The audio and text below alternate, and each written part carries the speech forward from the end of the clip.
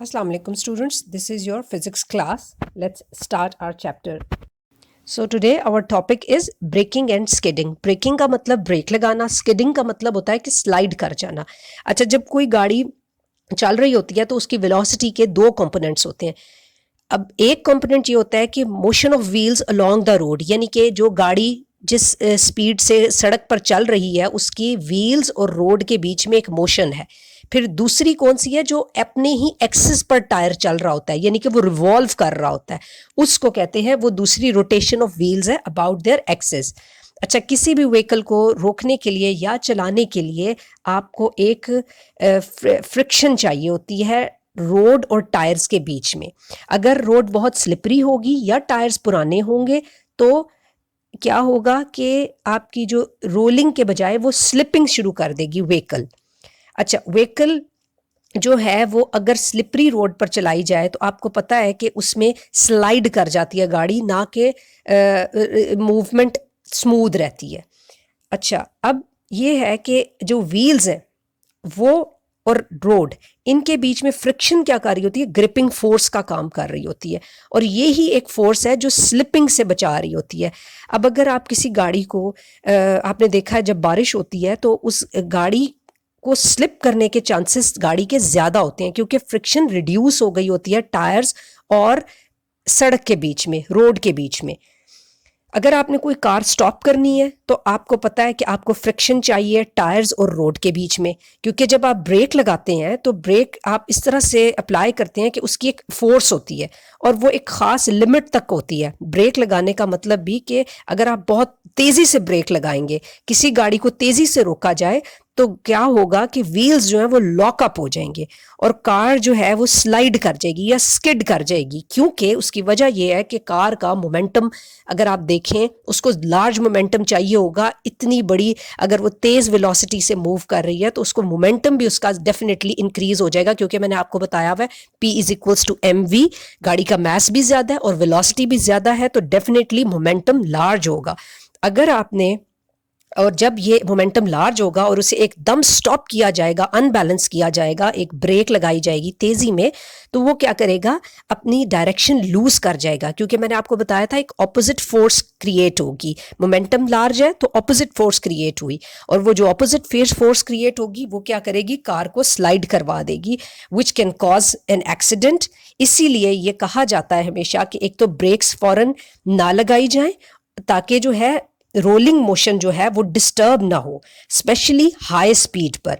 सो और दूसरी बात ये कि in order to reduce this skidding we must have a car जिसके टायर्स जो हैं worn आउट ना हो. So we have two things, one is tyres should not be worn out, second is कि ये तेज़ ब्रेक ना लगाई जाए.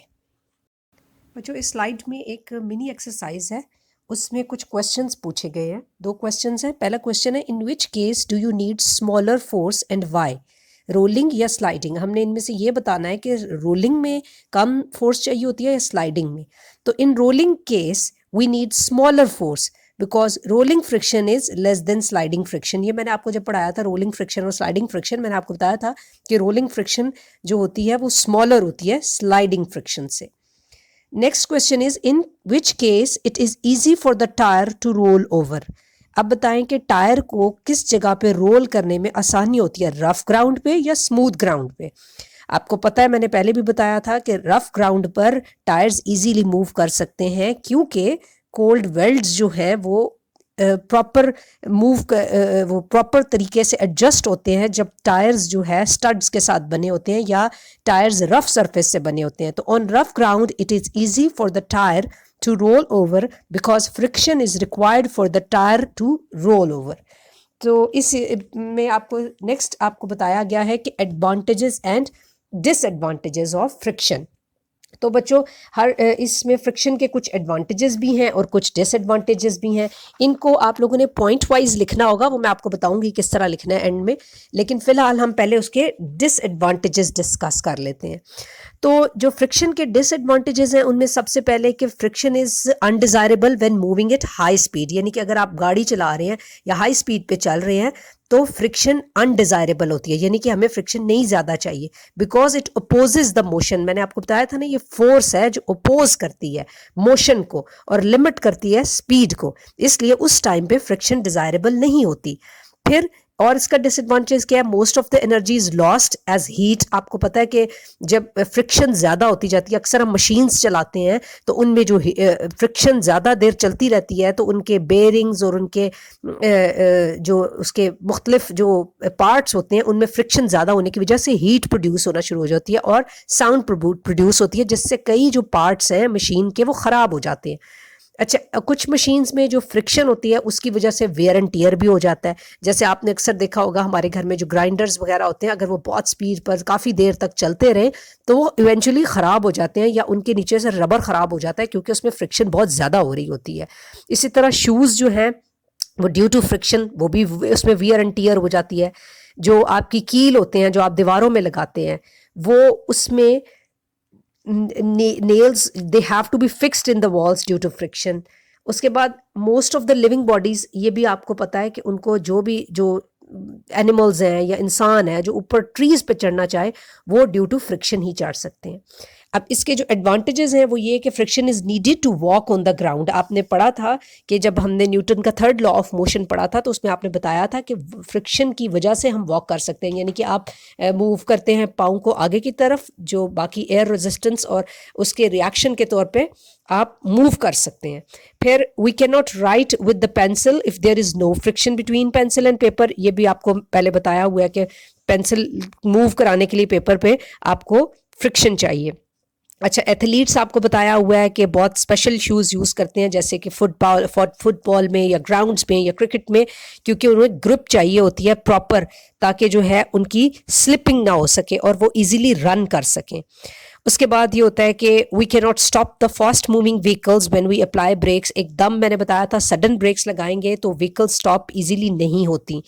ये उसके बाद एक और चीज़ है, birds can not fly if there is no air resistance. ये भी आपने न्यूटन के थर्ड लॉ में पढ़ा था कि जब बर्ड्स फ्लाई करते हैं वो एयर को पुश करते हैं बैकवर्ड, और एयर जो है ऑपोजिट डायरेक्शन में उनको पुश करती है।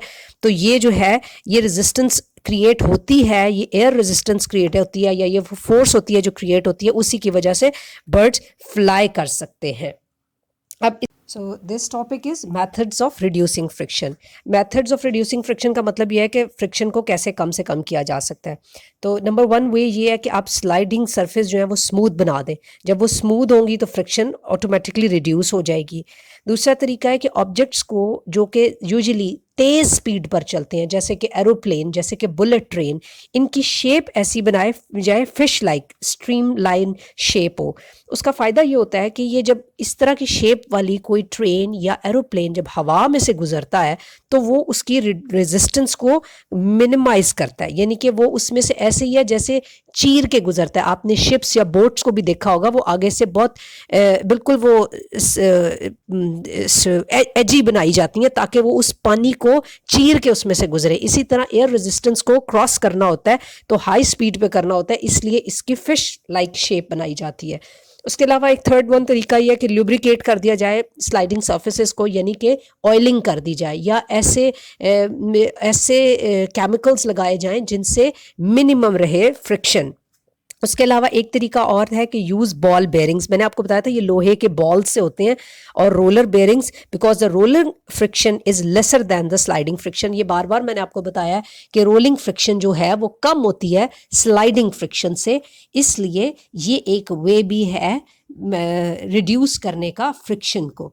अब इसके जो क्वेश्चंस आते हैं वो इस तरह से आते हैं यूजुअली। मैं आपको पहले इस स्टार्ट के टॉपिक से बता दूं, रोलिंग फ्रिक्शन से, कि आपका ब्रेकिंग एंड स्किडिंग के टॉपिक से, क्योंकि लास्ट टाइम हमने रोलिंग फ्रिक्शन डिस्कस कर लिया था। ब्रेकिंग और स्किडिंग का जो क्वेश्चन है वो इस तरह से भी आ सकता है कि आपसे डायरेक्टली पूछ लिया जाए कि ब्रेकिंग और स्किडिंग फ्रिक्शन क्या होती है। ठीक है जी, यानी how does braking and skidding happen. अच्छा, इसमें आप उसके अलावा सेकंड क्वेश्चन जो मैंने आपको अभी यहाँ पे पढ़ाया वो ये हो सकता है कि आपसे क्वेश्चन पूछ लिया जाए कि write advantages and disadvantages of friction. फिर write down the methods of reducing friction. ये सिंपली इनके छोटे छोटे क्वेश्चंस बन जाते हैं और ये इस तरह ही पेपर में आते हैं। चलो बच्चे, इसका जो क्वेश्चन आता है ब्रेकिंग एंड स्किडिंग का, वो यूजुअली इस तरह होता है कि how does braking and skidding happen.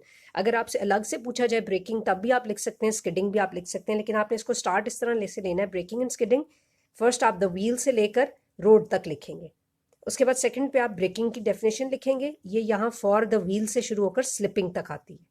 Third पे आप एग्जाम्पल लिखेंगे, if the road is slippery और द टायर्स आर वोन से लेके पहले आप रोड तक लिखेंगे, फिर आप लिखेंगे similarly to stop a car a quick large force से लेकर प्रोवाइड तक लिखेंगे। फिर आप स्किडिंग लिखेंगे, स्किडिंग को आपने इन से शुरू करके टायर्स तक लिखना है। फिर उसके बाद आप स्किडिंग की जो एक्सप्लेनेशन होगी वो यहाँ if the brakes are applied से लेकर एक्सीडेंट तक लिखेंगे। उसके बाद नेक्स्ट क्वेश्चन है एडवांटेजेस और डिसएडवांटेजेस का, ये आपने अलग अलग लिखने हैं और पॉइंट्स के साथ लिखने हैं। डिसएडवांटेजेस में सबसे पहले हम डिसएडवांटेजेस लिखेंगे, फिर हम एडवांटेजेस लिखेंगे। डिसएडवांटेज में सबसे पहला है फ्रिक्शन इज अनडिजायरेबल से लेकर ऑब्जेक्ट्स तक। अच्छा, इसका अगर अलग से भी क्वेश्चन आ सकता है, एक शॉर्ट क्वेश्चन के व्हेन फ्रिक्शन इज अनडिजायरेबल, तो उसमें भी आपने यही वाला पॉइंट लिखना है। उसके बाद नेक्स्ट सेकंड जो है आपका, वो है most of our useful energy, यहाँ से लेकर मशीन्स तक। उसके बाद थर्ड पॉइंट है इन मशीन्स फ्रिक्शन से लेकर मूविंग पार्ट्स तक। ये हो गए डिसएडवांटेजेस। अब आप लिखेंगे एडवांटेजेस, और इसका क्वेश्चन इस तरह से भी आ सकता है कि when friction is most desirable पूछा जाए या एडवांटेजेस पूछा जाए, इट्स सेम। इसी तरह डिसएडवांटेजेस पूछा जाए या अनडिजायरेबल पूछा जाए तो इट्स द सेम थिंग। इसमें भी आप पॉइंट्स यहाँ से वी कैन नॉट से लेकर पहले आप पेंसिल तक लिखेंगे। सेकंड पॉइंट है फ्रिक्शन एनेबल्स अस से लेकर ग्राउंड तक। थर्ड पॉइंट है वी कैन नॉट रन से लेकर एक्सीडेंट तक।